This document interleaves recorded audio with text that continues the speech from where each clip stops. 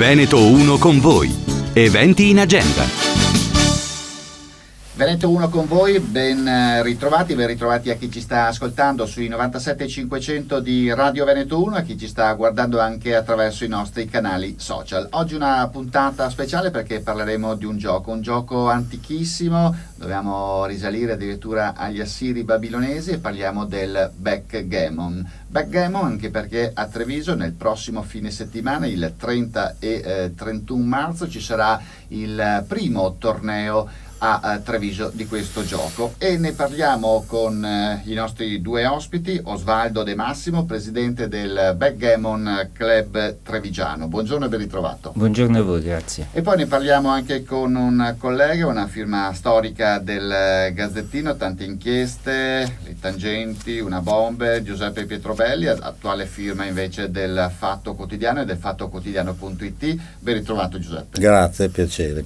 Allora, dicevamo Presidente, backgammon, innanzitutto insomma per chi non è esperto di questo gioco cerchiamo di spiegare che gioco è e spiegare innanzitutto che è un gioco antichissimo, forse uno dei più antichi giochi da tavolo. Sì, è veramente molto antico, come hai detto bene prima, risale ai tempi degli Assiri babilonesi e molte volte mi capita di partecipare a eventi dove tento di divulgare il backgammon e a chi si avvicina e dice non conosco questo gioco, la prima cosa che gli dico è: conosci il gioco dell'oca? Sì, no. Conosci il gioco dei dadi? Sì, no. E quindi lì comincio a spiegargli che è un gioco di corsa, si deve correre, quindi sia gli uni che gli altri tendono a correre il più possibile per arrivare alla meta. La meta è quella di prendere le pedine e metterle tutte fuori.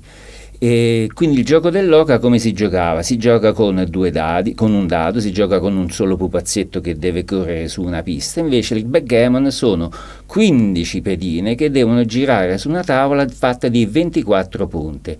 Io lo raffiguro molto spesso come due armate che tendono a incrociarsi, a scontrarsi, a mangiarsi, a scavalcarsi e quindi alla fine chi prima arriva alla meta ha vinto. Fondamentalmente il gioco, detto in modo molto semplice, è questo. Ovviamente questo è la base, poi c'è tutto un lavoro, uno studio, un leggere libri per imparare la tattica, la strategia, e questa è la cosa più importante e più difficile del backgammon, ma questo viene dopo. Giuseppe, se tu dovessi spiegare a qualcuno che non conosce che cos'è il backgammon, cosa diresti e come nasce in te la passione per questo gioco?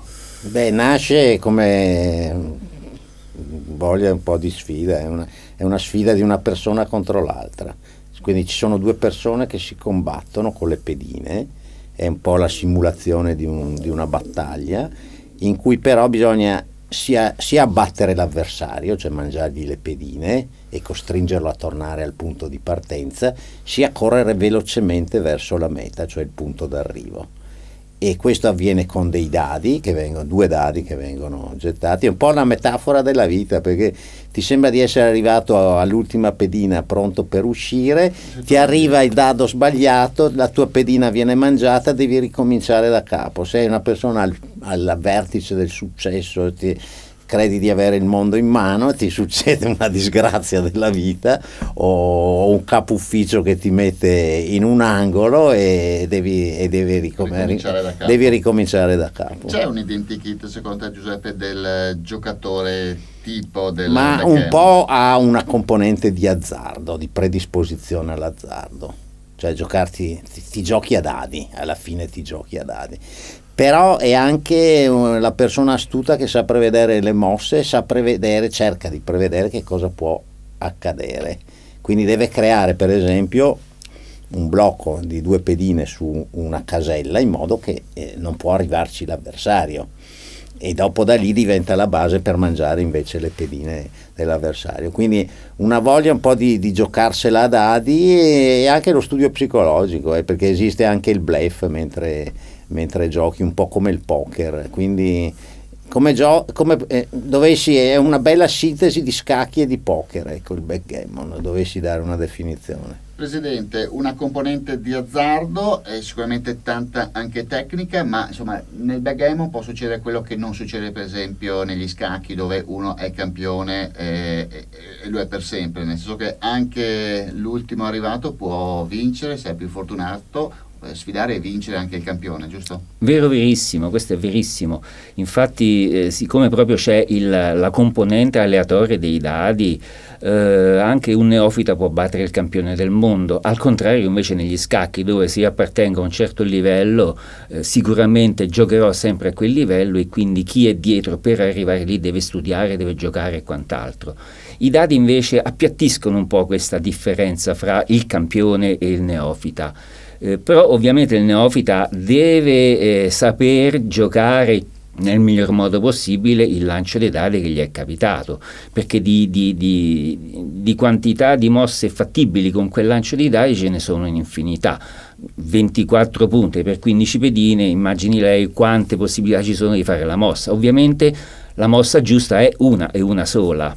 Il backgammon ha anche diversi nomi a seconda dello stato, insomma, dove si gioca. L'ha detto prima, per tornare alla nascita di questo gioco dobbiamo fare un salto indietro di migliaia di anni. 5.000 anni circa. In Italia com'è la diffusione rispetto ad altre zone del mondo? Per quello che ne so io, in Italia prima si chiamava trick and track, poi durante l'era fascista fu messo fuori legge, e quindi dire trick and track sembra un po' non è permesso, ecco. Infatti tempo fa volevo togliere la parola dal nome del sito backgammon e mettere trick and track, invece metto che sei pazzo, non è possibile, è stata una parola bandita.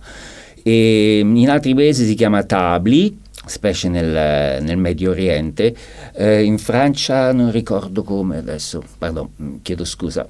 E nel mondo anglosassone è backgammon? Mondo anglosassone backgammon, e lì è arrivato praticamente come ultimo, soltanto che gli americani amano questo modo di vivere aleatorio, e quindi hanno introdotto il cubo del raddoppio, che nel mondo del backgammon viene chiamata l'università del backgammon, proprio perché introduce un altro elemento di difficoltà nel gioco che è già complesso di suo. E questo cubo è fondamentale, specie nei money game, è un'altra differente possibilità di giocare il backgammon, dove significa che io gioco contro il mio avversario e in quel gioco stesso io posso aumentare la posta più volte a seconda del mio vantaggio o il mio svantaggio.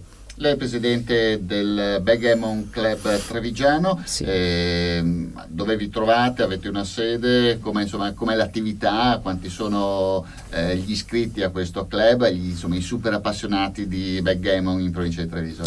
Sono 3 anni che ho fondato questo Backgammon Club, e alcuni amici mi hanno detto lascia stare perché Treviso non è un bacino buono. Io invece sono testa dura, ci ho provato lo stesso, e ho fondato il club e mi appoggio, li ringrazio, all'associazione scacchistica che è nell'ex scuola Bernardi in via Jacopo Bernardi, e all'inizio eravamo pochissimi, veramente il primo anno, all'inizio proprio il primo mese ho avuto 10-15 persone, poi sono tutte sparite, evidentemente erano tutte attratte dalla novità piuttosto che dal gioco, perché non lo conoscevano. Sono rimasti quelli duri, lo zoccolo duro del Backgammon Club Treviso. Abbiamo finito l'anno in 4, alla fine dell'anno ci siamo guardati e abbiamo detto: che facciamo? Continuiamo o no? Sì, tassiamoci, andiamo avanti. E quindi abbiamo avuto fiducia in noi stessi, e adesso l'ultima volta che è arrivato un neofita siamo arrivati a 14 iscritti, che per me è un grandissimo risultato per Treviso, proprio perché gli amici esperti mi hanno detto lascia stare. In questo momento è in corso anche, al di là del torneo di sabato e domenica, anche il campionato sociale, se non sbaglio, no? Tutti gli anni facciamo il campionato sociale, lo dividiamo in 3 parti fondamentali. Le prime 2 sono quadrimestrali, e quindi ci vedono gli gli uni contro gli altri nell'individuale, oppure nell'asciutto, oppure nel doppio, che sono altre modalità di gioco del backgammon. L'ultimo mese, quello di maggio, lo utilizziamo per fare i playoff. Ovviamente chi ha vinto le prime 2 fasi ha dei benefit per i playoff che può sfruttare durante i playoff stessi, e poi alla fine viene premiato il primo, giustamente, e cosa particolare solo del nostro club, io premio anche l'ultimo con il cucchiaio di legno, così come nella cultura del rugby di Treviso. E in queste classifiche parziali il nostro Giuseppe come è messo? Il nostro Beppe è la seconda parte, è primo in classifica, non riesco a raggiungerlo, è scappato e non si riesce a raggiungere. Tutta fortuna, Giuseppe, i dadi. No, non è solo Giuseppe sì, si ma ha nasconde. tirato bene. Però devo dire, lui diceva prima che anche il neofita può vincere, è vero, però in genere lo scontro non avviene mai a un incontro solo. Nella secca, Per cui se la si gioca fortuna sui 13 pesa. punti, la media poi quello bravo Esce, viene. insomma, la tecnica sopravvento. Ma di fatti rispetto noi a- che giochiamo anche su un sito web ci scontriamo, tra l'altro ci scontriamo in tutto il mondo, perché un giorno uno sta giocando con uno che non conosce e dice: ma dove sei? Sono in Giappone, un altro in Sudafrica, un altro in California, ecco, si fanno questi giochi qua. E quando ci si scontra con queste persone, quelli di categoria alta che hanno dei punteggi alti li vedi subito, non sai come ma ti battono, ecco. E quindi al di là di quello che non sai come, ma entrano in tutti i numeri giusti e tu ti trovi. Sì, perché come dicevo prima, non serve solo avere i dadi buoni, bisogna anche usarli nel modo giusto. Certo. E questa è la differenza. Senta, stiamo finendo la nostra conversazione sul backgammon. Io parlerei in dettaglio adesso della giornata di sabato e domenica 30-31, questo primo torneo a Treviso. Ecco, come si svolgeranno le 2 giornate? Le giornate si svolgeranno così: il sabato pomeriggio è più un incontro conviviale nel quale ho organizzato un incontro a squadre, quindi le squadre saranno formate da 3 giocatori l'una. Per adesso ho 8 squadre iscritte che con personaggi, con amici, con giocatori che vengono da Torino piuttosto che da Milano, piuttosto che da Venezia, nei dintorni, Caorle, Udine, e sarà eliminazione diretta con match a 7 punti, quindi ogni giocatore di una squadra incontrerà un giocatore di un'altra squadra, e quindi alla fine la squadra che vince 2 match ha passato il turno e l'altra è eliminata, e alla fine verrà premiata la squadra vincente e la finalista. E questo per il sabato, ma il sabato, come ho detto, è più conviviale, più come riempitivo per gli amici che vengono da lontano. Il torneo vero e proprio invece la domenica, dove si farà una categoria unica. Al momento ho avuto circa 40 adesioni, perché oltre ai 24 del giorno prima ci sono gli altri che vengono solo la domenica, e lì sarà un triple elimination, cioè vale a dire una persona che gioca e perde 3 match, allora è fuori dalla classifica. Si giocherà per 7 match e alla fine dei 7 match chi ha fatto più punti ha vinto il torneo. Giuseppe, mi pare che tra queste prime adesioni ci sono anche persone ovviamente che vanno oltre i confini trevigiani e veneti. Quindi, sì, insomma, vengono un po' da tutta Italia, Milano, Roma, c'è anche un siciliano da Siracusa. E sì, è un gioco universale questo. Quanto dura generalmente una partita di backgammon?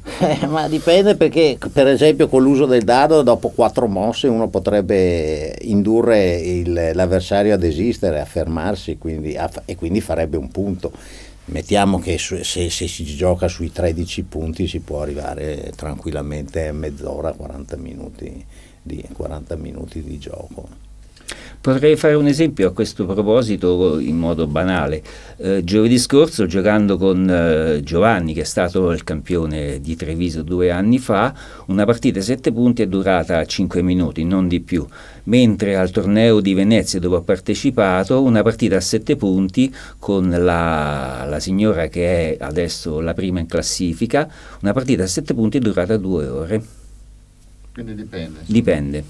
Un'ultima cosa, chi vuole cercarvi come club, dove vi può trovare? Immagino avete una sede e dei riferimenti anche su pagine Facebook piuttosto che siti internet. Sì, la pagina su Facebook si chiama Backgammon Club Treviso, abbiamo un sito che si chiama BG, proprio come Backgammon, bgtreviso.it, e comunque sia tutti i giovedì sera dalle 20:30 alle 23:30 presso l'associazione scacchistica in via Jacopo Bernardi abbiamo il nostro spazio e quindi ci ritroviamo tutti i giovedì, tutti.